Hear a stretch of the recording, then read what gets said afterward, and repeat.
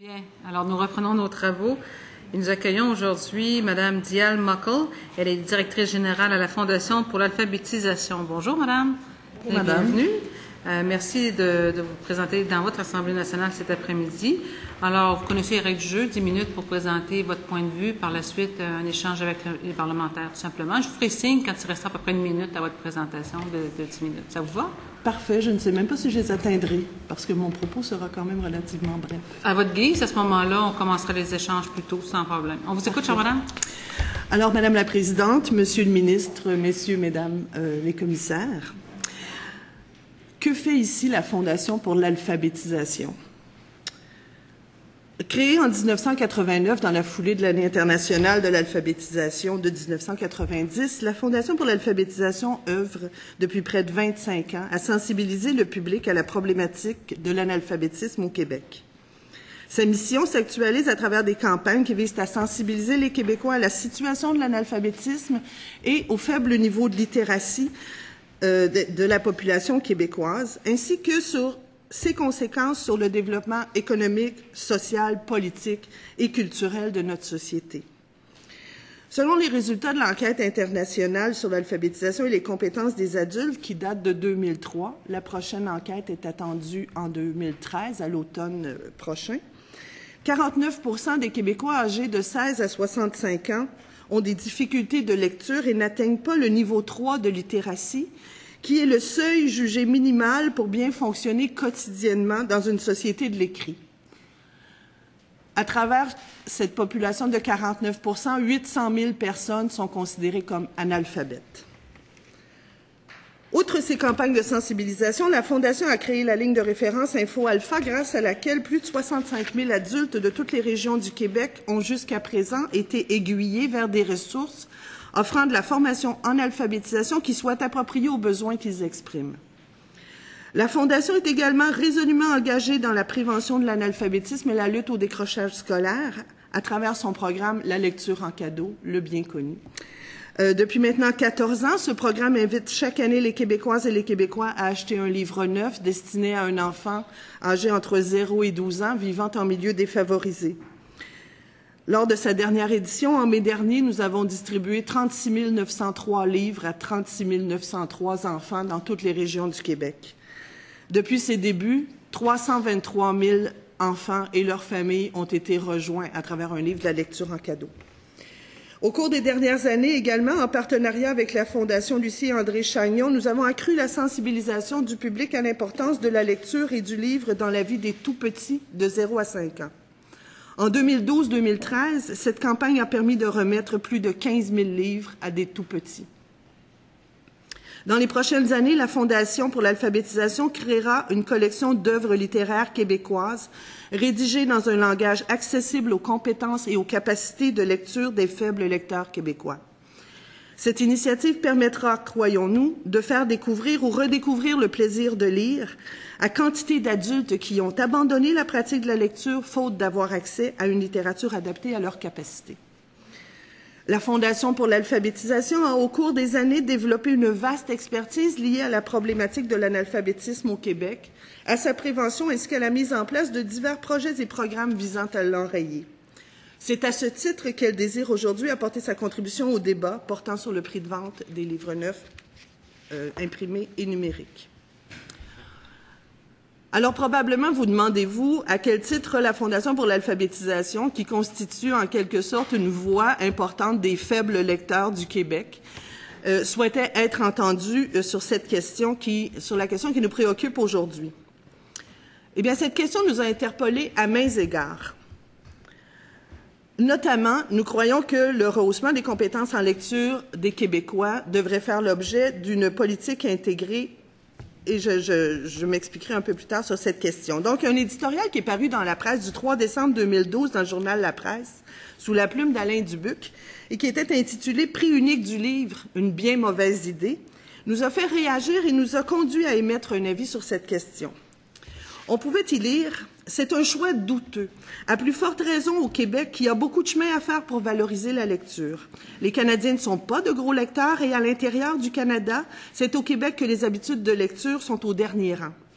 Il ajoutait « J'aimerais qu'on m'explique comment on pourra encourager les gens à lire, ce qui est crucial pour une nation qui doit soutenir sa langue, en leur demandant de payer plus cher pour leurs livres, une mesure qui risque surtout d'affecter ceux dont les habitudes de lecture sont les moins bien ancrées. » Une telle affirmation vient introduire dans le débat une question qui, de prime abord, apparaît empreinte d'une noble préoccupation, mais qui, en réalité, témoigne d'une méconnaissance du rapport qu'entretiennent les Québécois faibles lecteurs à la lecture. 49% de la population du Québec âgée de 16 à 65 ans, comme je le disais, n'atteint pas le niveau 3 de littératie, qui est le seuil minimal pour bien fonctionner dans une société de l'écrit. Le prix des livres constitue présentement un facteur négligeable dans le fait que près de la moitié des adultes du Québec lisent peu ou pas. En effet, quel que soit le coût associé aux livres, la très vaste majorité d'entre eux ne s'en procureront pas, de la même façon qu'ils fréquentent peu ou pas les bibliothèques, où les livres sont pourtant disponibles gratuitement ou à peu près. Le problème ne trouve donc pas son explication dans un rapport économique lié aux livres, au prix des livres, mais bien plutôt dans un rapport culturel à la lecture qu'entretient cette importante proportion d'adultes québécois. Le rehaussement des compétences en lecture des Québécois doit passer par la mise en place d'une politique intégrée de promotion de la lecture. Cette dernière devra contenir des actions importantes visant la mise en place d'habitudes durables de lecture dès la plus petite enfance et tout au long du cursus scolaire, et être assortie de campagnes massives de sensibilisation relatives au maintien et au développement des compétences et aptitudes acquises à l'école. Elle devra également tenir compte de l'existence d'une part significative de la population qui a présentement de grandes difficultés et de faibles capacités, finalement, en lecture et encourager une production littéraire adaptée à ses compétences. Une telle politique ne pourrait faire l'économie des questions liées à l'accessibilité aux livres, non seulement au chapitre de la diversité de l'offre, mais aussi à celui de sa disponibilité à un coût qui permette au plus grand nombre de s'en procurer. Ainsi, la Fondation pour l'alphabétisation croit que c'est dans cette perspective plus large que devrait s'inscrire la mise en place de la réglementation dont il est question aujourd'hui. L'accessibilité aux livres est une condition incontournable. Afin de contribuer de façon significative au rehaussement des capacités de lecture des Québécois, il faut non seulement maintenir, mais également élargir l'accessibilité aux livres. Une réglementation sur le prix de vente des livres doit tabler sur la nécessité d'en assurer l'accessibilité la plus large possible à toutes les tranches de la population. Nous ne croyons pas que la solution réside dans le fait de forcer les grandes surfaces à vendre les nouveautés au même prix que les librairies. À l'inverse, nous croyons que le Québec doit développer une politique de soutien financier aux libraires qui leur permette d'offrir les livres au coût réduit proposé par les grandes surfaces. Pour la Fondation, il ne s'agit pas là d'accroître les dépenses de l'État en cette matière, mais plutôt d'investir dans l'arrimage des capacités de lecture des Québécois aux exigences posées par la société du savoir. Cette préoccupation va bien au-delà de l'aspect économique soulevé par la question. Il s'agit de rendre le livre abordable pour l'immense majorité de la population, notamment celle dont les tranches de revenus sont les plus faibles. On ne peut à la fois s'indigner devant le nombre inquiétant de faibles lecteurs et proposer des solutions qui réduisent l'accessibilité aux livres. Si on veut parvenir à modifier de façon tangible ce rapport culturel difficile qu'un très grand nombre de Québécois entretiennent avec la lecture, il faut penser un ensemble de mesures qui y contribuent. Il en va de même pour l'offre de livres dédiés aux enfants. On ne peut pas marteler sans cesse aux parents, notamment ceux à faible revenu, l'importance du livre dans le développement de leurs enfants et instaurer parallèlement une réglementation sur le prix de vente qui réduise la capacité financière de s'en procurer. Encore une fois, il s'agit de poser des gestes qui sont en cohérence avec le discours que l'on tient. Devant le développement, alors, par ailleurs, les librairies nous apparaissent comme un vecteur de promotion et de diffusion culturelle à protéger. Devant le développement de la disponibilité du livre en version numérique et la forte concurrence que pourraient exercer les grandes surfaces face aux librairies, nous devons nous interroger sur les intérêts défendus par les uns et les autres. Une minute. Il est clair que je me rends. Il est clair que le marché du livre au Québec comme ailleurs traverse une période de transition. Et si des mesures appropriées ne sont pas adoptées, le risque de précariser de façon importante le marché que représente la vente de livres en librairie, notamment chez les libraires indépendants, il est bien présent.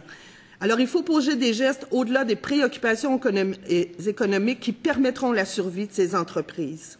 Au moment où l'on fait le constat qu'une partie significative de la population a un rapport difficile à la culture écrite, il faut tout mettre en œuvre pour maintenir bien vivant l'important moteur de promotion et de diffusion de la culture écrite que sont les libraires. La Fondation ne s'oppose pas au fait que les grandes surfaces réservent des espaces de vente de livres, d'autant que cette offre est présentement relativement limitée. Elle est néanmoins préoccupée par la fragilisation du secteur de la vente du livre dans les entreprises spécialisées en cette matière, les libraires.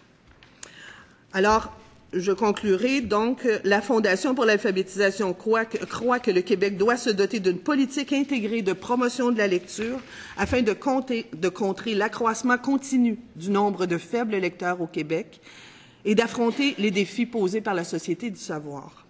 La Fondation pour l'alphabétisation est convaincue que Québec doit soutenir adéquatement le marché de la vente de livres en librairie et permettre que la réglementation relative au prix de vente vise à rendre l'acquisition d'un livre neuf abordable au plus grand nombre. La Fondation pour l'alphabétisation considère enfin que le Québec se doit d'investir toutes les énergies possibles dans le rehaussement des capacités de lecture de sa population. Il s'agit là d'une question centrale pour assurer son développement, sa prospérité et le maintien d'une position concurrentielle dans le contexte d'une mondialisation de l'économie. Merci. Vous avez bien fait ça. Il est clair que vous aviez besoin de vos 10 minutes au minimum. puisque vous avez débordé et que les deux parlementaires ici, la porte-parole et M. le ministre, acceptent bien entendu de prendre sur leur temps le débordement de nos invités. Alors, merci Madame, c'est bien. Maintenant, c'est de la parole à M. le député de Saint-Hyacinthe. Merci Madame la Présidente. Alors bonjour Madame Mockel. Je suis très heureux que vous soyez ici, moi, représenter la Fondation pour l'alphabétisation. Je travaille beaucoup avec les groupes d'analphabètes à Saint-Hyacinthe, La Page, et puis je trouve qu'ils font un travail remarquable auprès des jeunes et auprès des adultes aussi. Et puis, ils ont même publié un petit lexique l'an passé, les gens qui suivent les cours à l'alphabétisation, puis ils ont un intérêt marqué pour la lecture, sauf qu'ils ont de la difficulté beaucoup à lire. Ça peut leur prendre, pour certains, ça peut prendre 4-5 minutes à lire une page, tu sais, alors que d'autres... Merci d'en convaincre vos collègues. Moi-même, je suis assez convaincue. Mais il reste une chose, c'est que ces gens-là, quand on leur a demandé d'écrire ce que ça leur rapportait de lire, alors ils ont écrit, ils ont pris le temps d'écrire, ils ont produit un petit lexique et ils m'en ont remis une copie. Je trouvais ça remarquable et je trouvais ça aussi, pour eux, c'était une réalisation ou une affirmation de soi qu'ils retrouvaient dans la lecture, dans le livre, qu'ils ne connaissaient pas avant. Alors, j'ai trouvé ça formidable. Maintenant, vous mentionnez dans votre mémoire, pour savoir l'instauration, une réglementation du prix du livre neuf comme un facteur qui favoriserait la littératie. En quoi une réglementation du prix de vente au public permettrait-elle d'assurer un prix de vente abordable pour les personnes à faible revenu? Estimez-vous que cette réglementation doit fixer un rabais ou toute autre mesure qui viendrait aider peut-être ces gens-là à lire davantage?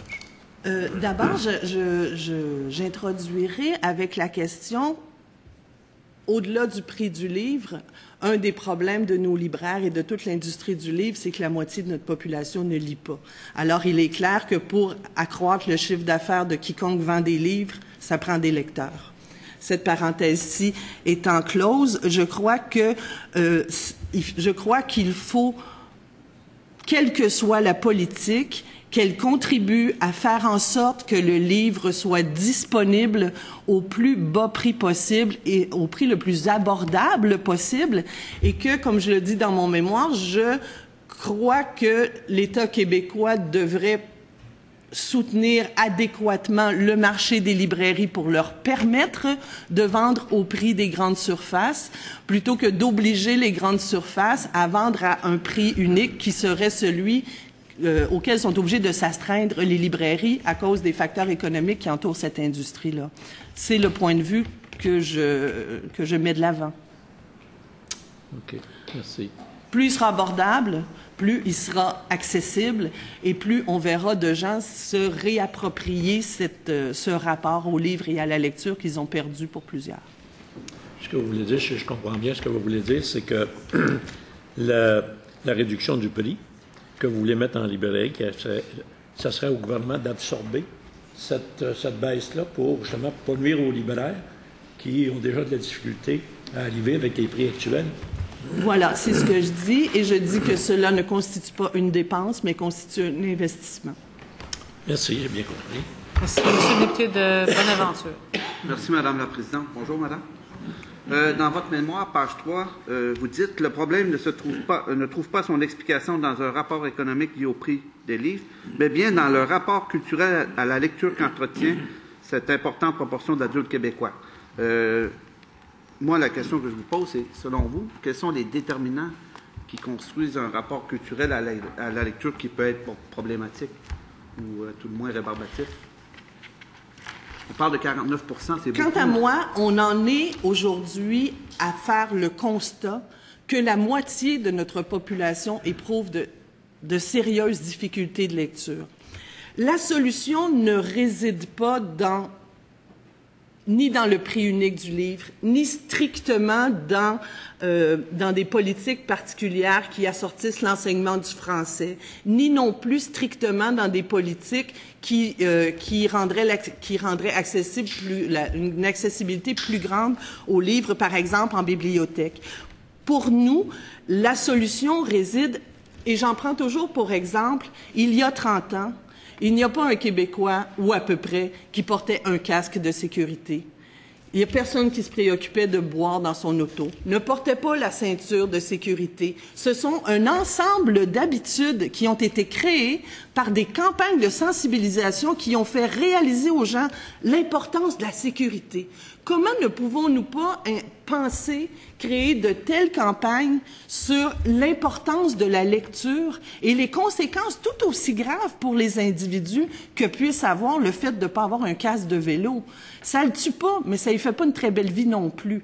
Alors, nous croyons quand on parle d'une politique intégrée, c'est-à-dire qu'il doit y avoir un ensemble de mesures qui doivent être mises de l'avant pour ramener ce rapport, pour remettre à l'ordre du jour l'importance de la lecture dans la vie de chacun, son importance tant au niveau économique que culturel.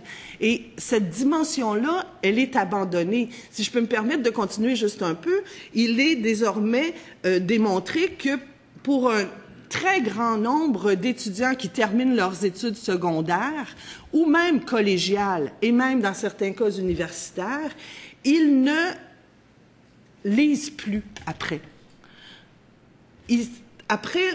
Lorsque tous les acquis de formation ont été atteints, ils cessent de lire et ou s'ils continuent de lire, ils ne liront que dans le strict créneau dans lequel ils travaillent et n'élargiront pas leur accès à la lecture, si bien que le jour où on a à comprendre des textes qui sont autres que ceux qui sont directement liés à notre travail, il y a eu une perte importante de capacité de lecture.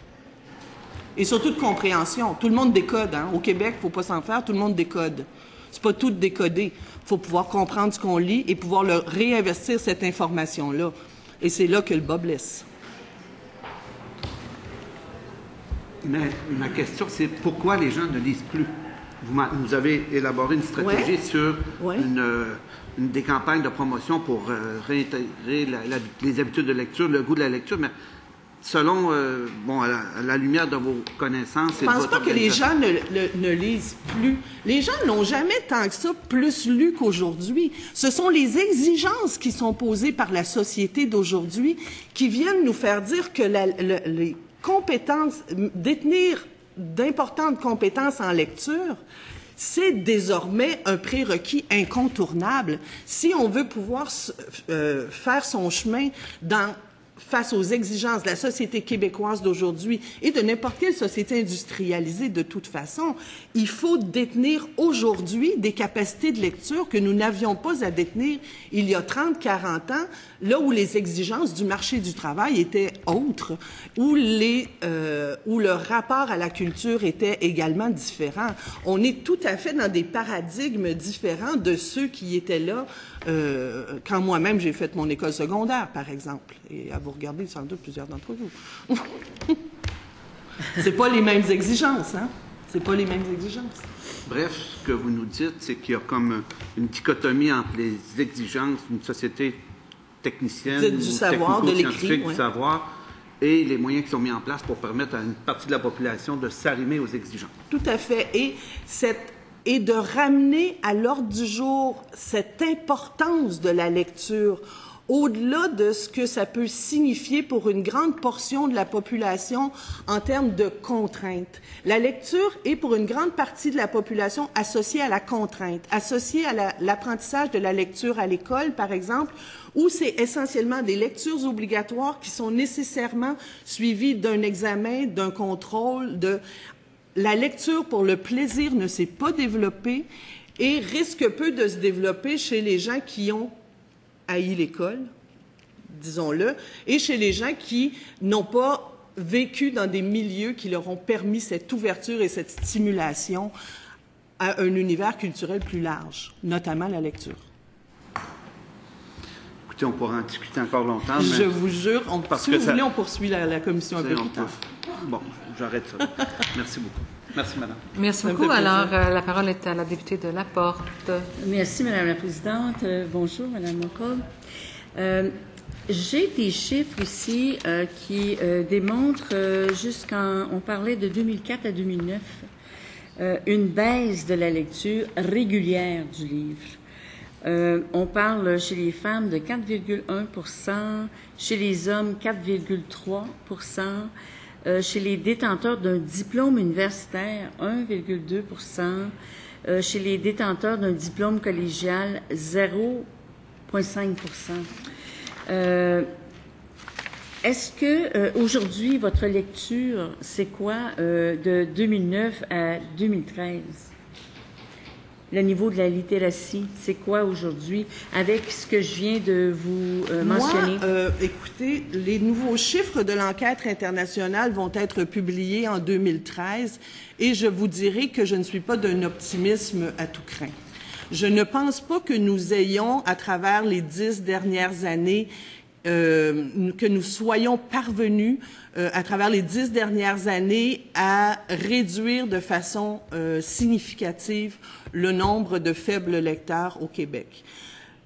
Et c'est dans cette optique-là également que je dis que ça prend des mesures multiples, de multiples actions qui viendront de multiples endroits et qui contribueront à refaire ou à faire de l'acte de lire un acte d'une importance capitale dans la société dans laquelle on vit maintenant. Il y a, et j'en parlais tout à l'heure, de plus en plus de gens qui, à la fin de leur scolarité, à la fin de leurs études, abandonnent la pratique de la lecture ou ne s'y consacrent que dans un objet professionnel. Il faut arriver à faire en sorte que qu'une promotion bien orchestrée redonne ses lettres de noblesse à la lecture quand on sait l'ouverture sur le monde et les horizons que la lecture peut ouvrir. Je pense que tous ceux qui, parmi nous, sont des lecteurs comprendront toute cette dimension d'ouverture que procure la lecture et qui échappe aux personnes qui n'ont pas la capacité suffisante pour pouvoir le faire ou qui n'ont pas l'intérêt de le faire parce que la vision qu'ils ont de la lecture n'est qu'une vision contraignante de l'acte de lire. Si je comprends bien votre discours là, depuis le début, c'est que le vrai problème, c'est le nombre de lecteurs. Et si on veut que avoir un achalandage dans nos librairies, là où il faut travailler d'abord, c'est augmenter le nombre de lecteurs. Double message. Je dis ça d'une part. D'autre part, je dis, d'ici à ce qu'on y parvienne, ne tuons pas ceux qui sont à la base de la promotion et de la diffusion littéraire, que sont les libraires, notamment les libraires indépendants. Okay. Trouvons des mesures qui assurent leur survie. Ce sont eux qui sont les professionnels dans cette dimension-là de la culture. Une dernière question, Madame Mockle, c'est dans votre mémoire, vous dites à la page 4 qu'il ne faut pas croire que la solution réside dans le fait de forcer les grandes surfaces à vendre les nouveautés au même prix que les librairies. Donc, ce que vous dites là, c'est que les grandes surfaces devraient continuer à avoir leur rabais. Au fait, oui. Vous dites moi, ce que je dis, c'est parce que le livre y est abordable et accessible, bien que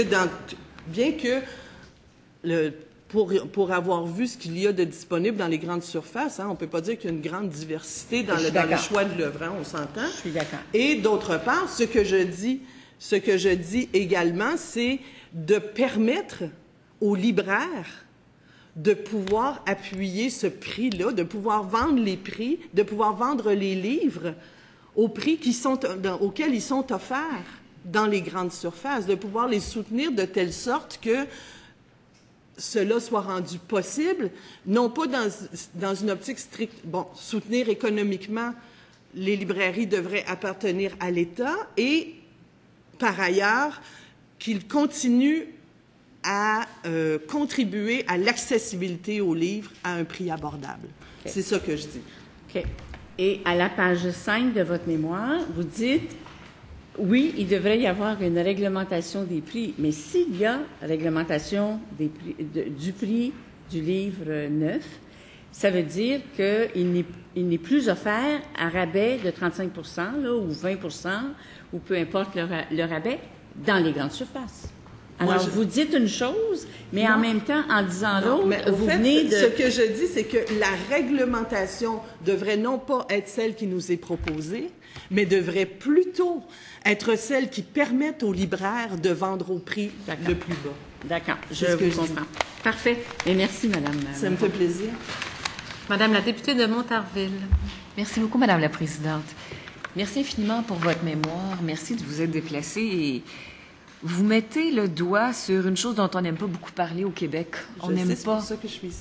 Oui, et on vous en remercie parce qu'effectivement, on parle de sauver les librairies, la diversité de nos collections de livres. C'est d'une grande importance, mais d'un autre côté, ce que vous nous dites, c'est qu'il y a 49% des Québécois qui sont pratiquement analphabètes fonctionnels, là, et 800 000 adultes au Québec qui sont totalement analphabètes. 800 000, là, on est 8 millions, c'est un adulte sur 8 au Québec qui ne sait pas lire. Et c'est la base même de l'achat du livre, c'est de pouvoir lire en partant. Alors, vous mettez le doigt sur le nœud du problème, la racine du problème. Il faut aider ces gens, il faut aider les Québécois. L'idée de la politique intégrée, nous l'embrassons dans la mesure où, à la formation politique que je représente à la Coalition Avenir Québec, ce qu'on dit, c'est comme vous, ça se prend au tout début, là, la littératie. Là, très jeune, il faut dépister chez les enfants actuellement dans nos écoles maternelles, première année, tout de suite, parce que c'est là qu'on voit c'est des problèmes de lecture. Plus tard, si on aura à faire face à peut-être un futur décrocheur. Mais si je peux me permettre, Madame la députée. Allez-y. Au-delà de cela, il faut faire en sorte que toutes les maisons du Québec où il y a de jeunes enfants, qu'il y ait des livres. On parle de dépistage à l'école, etc., mais l'enfant, dès son tout jeune âge, doit pouvoir mâchonner un livre, le mettre dans son bain, virer à l'envers, que le livre, l'objet lui-même devienne pour lui un objet signifiant. Et plus il avancera en âge, plus il apprendra à le feuilleter, à découvrir ce qu'il contient, à découvrir et son rapport au livre et à la lecture sera créé dès le plus jeune âge.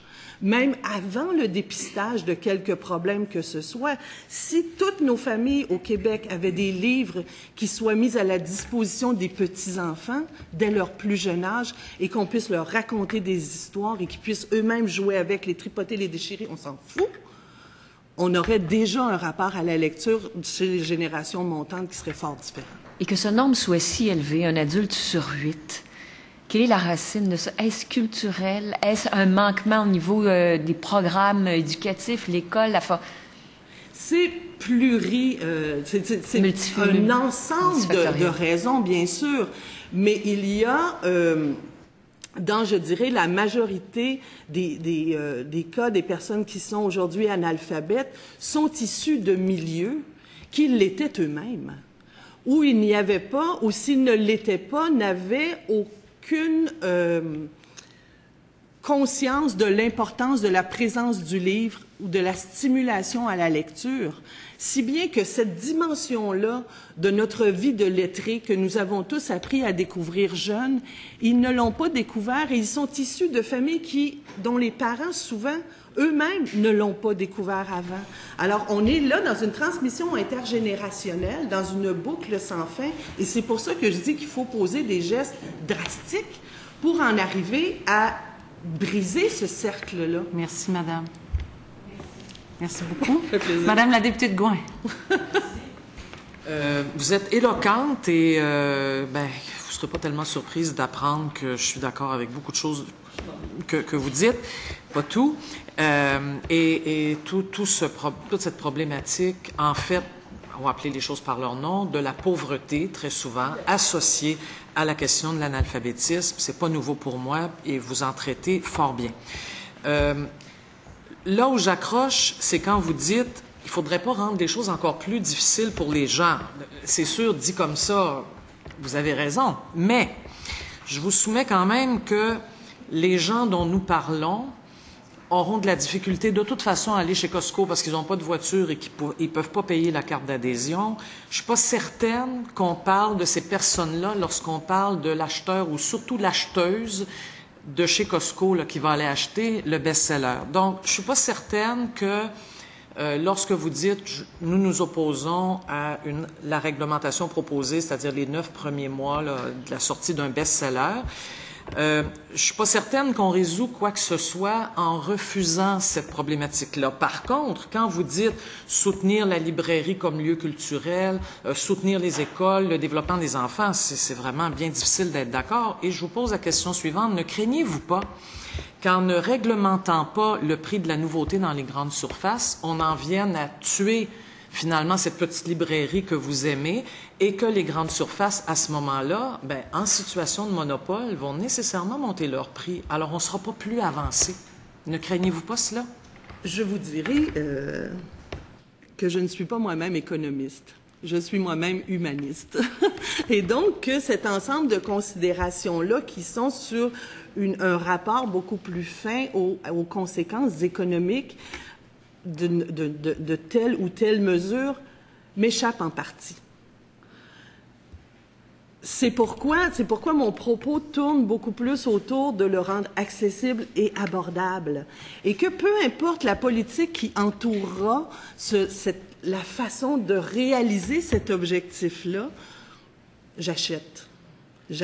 C'est beaucoup plus ça que d'être allé de façon pointue dans ce que ça peut apporter au niveau économique. Et je vous dirais que ma présence ici était surtout liée au fait de nous rendre conscients de la présence de 50% de faibles lecteurs au Québec et que cette dimension-là, elle appartient énormément au développement du marché du livre au Québec. Je vous remercie infiniment, Madame, de vous être présentée à l'Assemblée nationale aujourd'hui. Merci pour votre contribution. On va suspendre quelques instants, le temps de laisser le temps à M. Vaugeois de venir s'installer.